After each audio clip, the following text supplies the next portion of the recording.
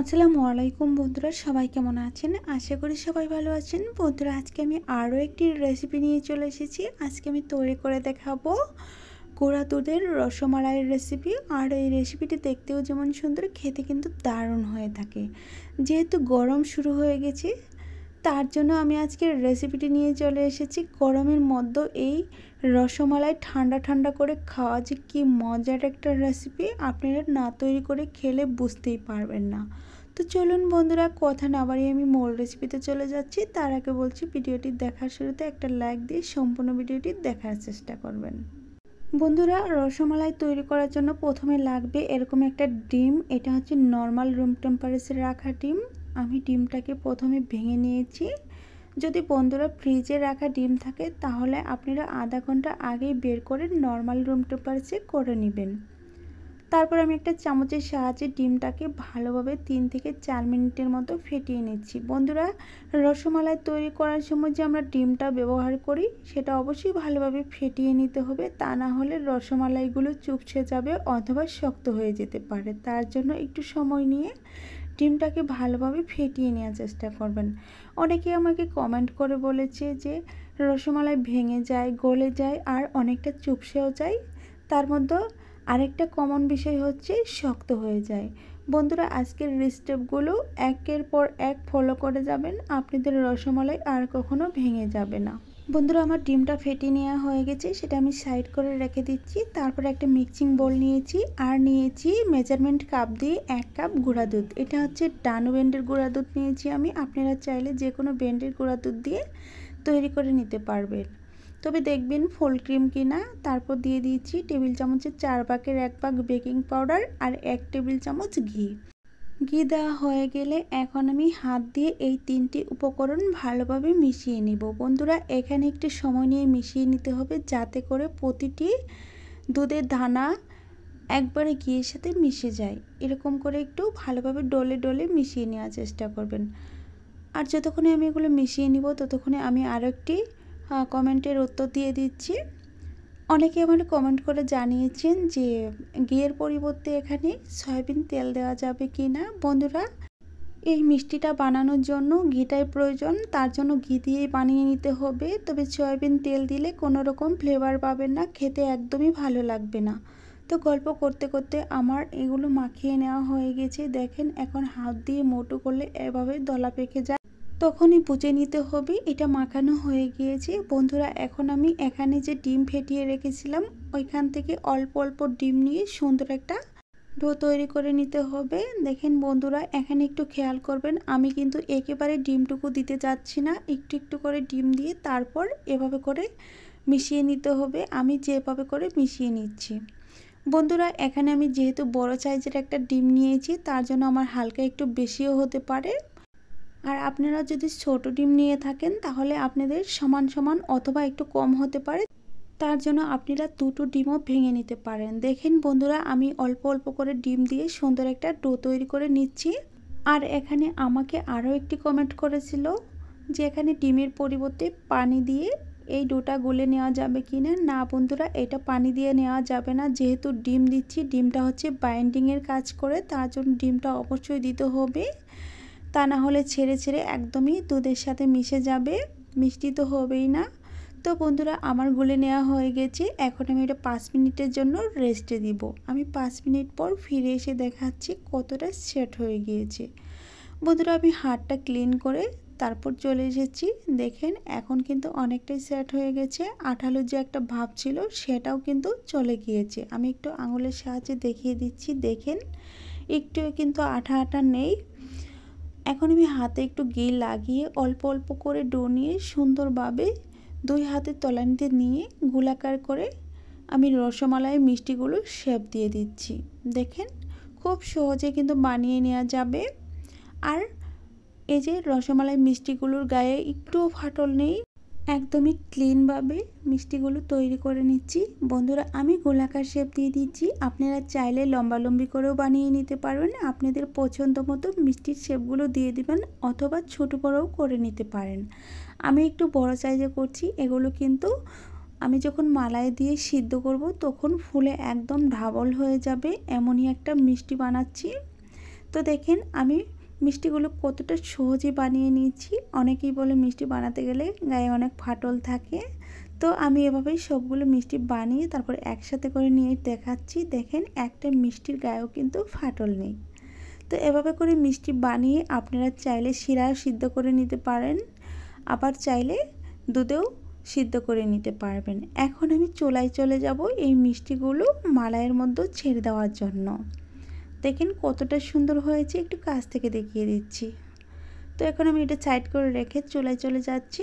বন্ধুরা, মালাই রেডি করার জন্য এরকম একটা সসপ্যানের মতো পাতিল নিয়েছি আর নিয়েছি 1 লিটার দুধ। অবশ্যই এরকম একটা পাতিলের মধ্যেই রসমালাইগুলো তৈরি করার চেষ্টা করবেন, এতে করে মিষ্টির শেপগুলো দারুণ সুন্দর হবে। বন্ধুরা, আমি হালকা একটু গরম হওয়ার পরেই এখানে দিয়ে দিচ্ছি স্বাদ মতো চিনি। আমি হাফ কাপ চিনি দিয়ে দিচ্ছি, আপনারা আপনাদের পছন্দ মতো চিনিটা দিয়ে দিবেন। তবে এখানে আরেকটা জিনিস অ্যাড করে দিতে পারেন, একটু স্বাদ মতো লবণ দিয়ে দিতে পারেন। আমি এখানে লবণ দিচ্ছি না, আমি এইবার মিষ্টি খাবারে কোনো লবণ ব্যবহার করব না। আর বন্ধুরা, ফ্লেভারের জন্য আপনারা চাইলে একটা এলাচ, 1 পিস দারুচিনি দিতে পারেন ভালো একটা ফ্লেভার পাওয়ার জন্য। আমি এগুলো কিচ্ছু দিচ্ছি না। দেখেন আমি 2 থেকে 3 মিনিটের মতো রান্না করার পর এরকম বলক চলে এসেছে। এখন আমি যে মিষ্টিগুলো বানিয়ে রেখেছিলাম সেই মিষ্টিগুলো এখন আমি এই ফুটন্ত মালাইয়ে দিয়ে দিব। দিয়ে তারপর আমি 3 থেকে 4 মিনিটের মতো ভালোভাবে সিদ্ধ করে নিব। বন্ধুরা, যেহেতু এই মিষ্টিগুলো একটু বড় সাইজের বানাচ্ছি, তার জন্য সিদ্ধ করে নিতে হালকা একটু সময় বেশি লাগতে পারে, সেটা হচ্ছে চুলার আঁচের ওপর। তবে আমি হাই হিটে দিয়েই তারপর মিষ্টিগুলো সিদ্ধ করে নিব। বন্ধুরা, যখন আমি মিষ্টিগুলো ছেড়ে দিচ্ছি তখন দেখতেই পাচ্ছেন সবগুলো মিষ্টি একদমই মালাইয়ের নিচে চলে গিয়েছিল। আর আস্তে আস্তে করে এই চামচের পিছন সাইড দিয়ে নেড়ে দিচ্ছি। দেখেন এখন কিন্তু উপরে হালকা একটু বেশি এসেছে। তারপর আমি 1 মিনিটের জন্য ডেকে দিচ্ছি, ডেকে তারপর আমি সিদ্ধ করে নিচ্ছি। বন্ধুরা, একটু ঢাকনাটা তুলে তুলে দিতে হবে, তা না হলে দুধটা কিন্তু পড়ে যাবে। যেহেতু আমি চুলা রেখেছি হাই হিটে, সেহেতু তো দুধ পড়ে যাওয়ার চান্সটা অনেক বেশি থাকবে। তারপর আমি আবারও চামচের সাহায্যে নেড়ে চেড়ে উল্টিয়ে পাল্টিয়ে দিচ্ছি। আর দেখতেই পাচ্ছেন মিষ্টিগুলো একদমই সুন্দরভাবে উপরে ভেসে উঠেছে। বন্ধুরা দেখেন, এভাবে করে নেড়ে চেড়ে তারপর মিষ্টিগুলো মালাইয়ের ওপর সিদ্ধ করে নিতে হবে। আর দেখতেই পাচ্ছেন আমার কিন্তু একটা মিষ্টিও ভেঙে যায়নি আর চুপসেও যায়নি বা শক্তও হয়ে যাবে না। আমি মিষ্টিটা রেডি করার পর যখন কেটে দেখাবো তখন আপনারা খুব সহজেই বুঝে নিতে পারবেন যে আজকের রসমালাই রেসিপিটি কতটা সুন্দর হয়েছে। আমি আবারও ঢাকনা দিয়ে ডেকে দেব, ডেকে ডেকে আমি পুরো 2 মিনিটের মতো সিদ্ধ করে নেব। আর এই যে ঢাকনার হাতলটা ধরে একটু দুলিয়ে দুলিয়ে দিব, যাতে করে মিষ্টিগুলোর গায়ে এপাশ ওপাশ ভালোভাবে মালাই ঢুকে যায়। আমি আবারও ডেকে দিচ্ছি, ডেকে দিয়ে আবারও একটু এভাবে করে রান্না করে নেব। আমি যেভাবে করে রান্না করে নিচ্ছি আপনারা এইভাবে করে রান্না করে নিতে পারেন, এতে করে মিষ্টিগুলো কোনোভাবেই নষ্ট হবে না। তো আমার দেখেন মিষ্টিগুলো রেডি হয়ে গিয়েছে, সবগুলো মিষ্টি একদম মালাইয়ের নিচে চলে গিয়েছে। যখন দেখবেন মিষ্টিগুলো মালাইয়ের নিচে চলে গিয়েছে তখন বুঝে নেবেন মিষ্টিগুলো একদমই রেডি হয়ে গিয়েছে। বন্ধুরা, এখন আমি এই মিষ্টিগুলো আর মালাই সহ নামিয়ে পুরোপুরি রুম টেম্পারেচারে ঠান্ডা করে তারপর নিয়ে এসে দেখাবো মিষ্টিগুলো কতটা নরম আর তুলতুলে আর রসালোও হয়েছে। এখন আমি চুলাটা অফ করে দিয়ে এটা আমি আধা ঘন্টা নর্মাল রুম টেম্পারেচারে রেখে দিব, তারপর ফিরে এসে দেখাচ্ছি।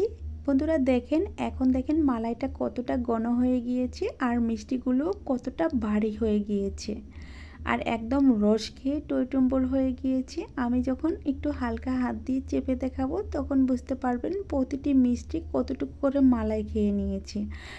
এখন আমি একটু সার্ভ করে দেখাচ্ছি। একটা সার্ভিং ডিশ নিয়েছি আর এখানে আমি মিষ্টিগুলো তুলে নিচ্ছি, তার সাথে মালাইও দিয়ে দিচ্ছি। বন্ধুরা, এভাবে রসমালাই বানিয়ে আপনারা এই গরমে খেয়ে কলিজা ঠান্ডাই করতে পারেন শুধু ঘরের তৈরি করা রসমালাই দিয়ে।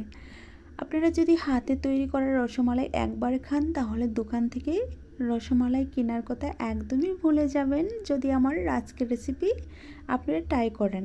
দেখেন আমি সবগুলো রসমালাই নিয়ে তারপর দেখাচ্ছি। দেখেন কতটা সুন্দর হয়েছে আর কত নরম হয়েছে, একটু চেপে দেখাবো পরে। তো বন্ধুরা আজকে আমার রেসিপি কেমন হয়েছিল অবশ্যই কমেন্টের মাধ্যমে জানিয়ে দিবেন, আর ভালো লাগলে চ্যানেলটি সাবস্ক্রাইব করে রাখবেন। আর আমার প্রাণপ্রিয় বন্ধু যারা তারা তো অবশ্যই দেখছেন, আর যদি এখানে নতুন কোনো বন্ধু এসে থাকেন প্লিজ বন্ধু ভিডিওটি দেখে যদি ভালো লাগে তাহলে চ্যানেল সাবস্ক্রাইব করে দিয়ে আমার পরিবারের সদস্য হয়ে যাবেন। দেখেন বন্ধুরা প্রতিটা মিষ্টি কতটা রস খেয়ে নিয়েছি, একটু চেপে চেপে দেখাচ্ছি, আর কত নরম হয়েছে, একটুও চুপসে যায়নি। এখন আমি মিষ্টিগুলো কেটে দেখাবো, আর যতক্ষণে আমি মিষ্টিগুলো কেটে দেখাবো ততক্ষণে আমার প্রাণপ্রিয় বন্ধুদের কাছে আবারও বলছি, যদি ভিডিওটি ভালো লেগে থাকে চ্যানেলটি সাবস্ক্রাইব করে রাখবেন, আর পাশে থাকা বেল বাটনটি অন করে রাখবেন আমার চ্যানেলে ভিডিও সবার আগে পাওয়ার জন্য। অবশ্যই কমেন্টের মাধ্যমে জানিয়ে দিবেন আজকের রেসিপি কেমন হয়েছিল। আমি আরও ভালোভাবে রেসিপি তৈরি করে আপনাদের দেখানোর চেষ্টা করব। আমি একসাথে অনেকগুলো মিষ্টি একটা প্লেটে তুলে নিচ্ছি কেটে দেখাবো বলে, আর ভিতরটা কেমন হয়েছে একটু কাছ থেকে দেখিয়ে দেওয়ার জন্য আমি প্লেটটাকে একদমই ক্যামেরার কাছে নিয়ে আসছি। দেখেন একদমই কতটা সুন্দর হয়েছে, আর কেটে দেখাচ্ছি দেখেন কত নরম আর কত তুলতুলে হয়েছে। তো বন্ধুরা আমি এখন বিদায় নেব, আমার বিদায় নেওয়ার পালা। আজ এ পর্যন্তই। ভালো থাকবেন, সুস্থ থাকবেন, আল্লাহ তাআলার কাছে এই কামনা করে বিদায় নিচ্ছি। পরবর্তীতে আবারও নতুন কোনো রেসিপি নিয়ে দেখা হবে, ততক্ষণে সবাই অনেক বেশি সুস্থ থাকবেন, অনেক বেশি ভালো থাকবেন, এই বলেই বিদায় নিচ্ছি। খোদা হাফেজ।